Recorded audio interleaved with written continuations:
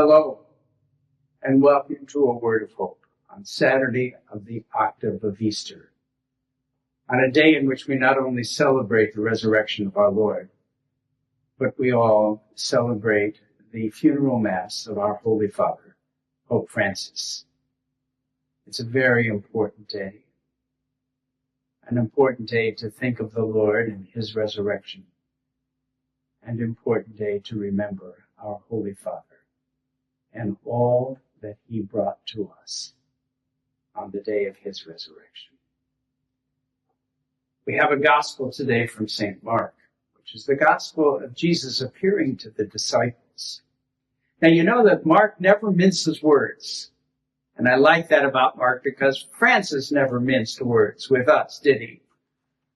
Mark never minced words, so he appears to the disciples who are still incredulous about the whole idea of the resurrection, who have already heard from Mary and the other disciples about the fact that they had seen the Lord, and the disciples didn't believe the reports that they were given.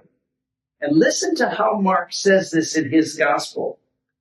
Finally, as they were at table, Jesus was revealed to the 11.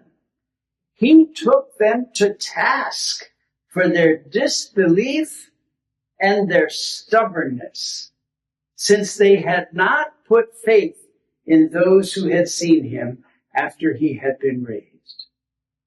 I told you, Mark never minces words.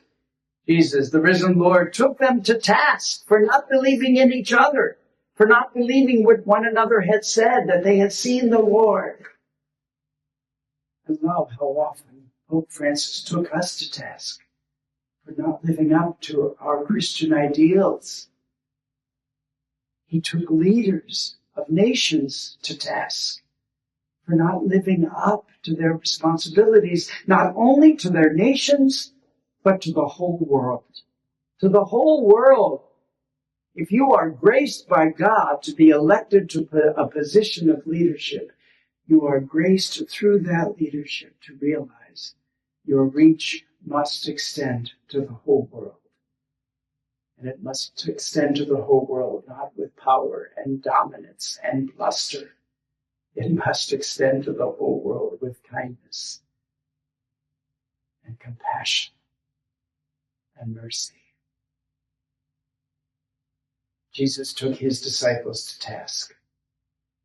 Pope Francis so often took us to task.